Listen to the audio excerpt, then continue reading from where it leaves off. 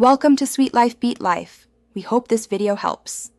In this video, I will show how to make chocolate in factory easy method.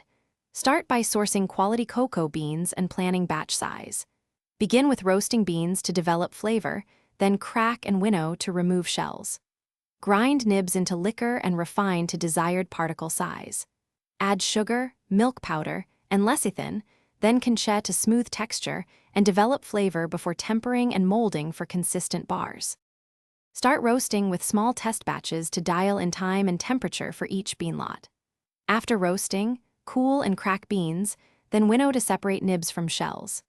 Mill nibs into cocoa liquor and refine with sugar and dry milk if producing milk chocolate.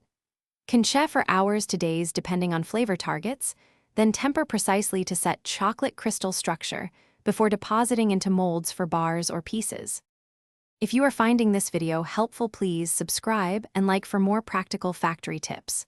Quick recommendation: stay hydrated anywhere with the Oala water bottle. It keeps drinks cold during long runs on the factory floor and fits in most cup holders. I use it between batches to stay sharp and avoid sticky hands near equipment. Check the description for the link and other deals. Now let's get back to the video. Monitor quality at each stage with sensory checks and basic lab tests for fat and moisture. Keep production environment temperature and humidity stable to protect texture and temper. After tempering, deposit and cool in controlled molds, then inspect for surface defects.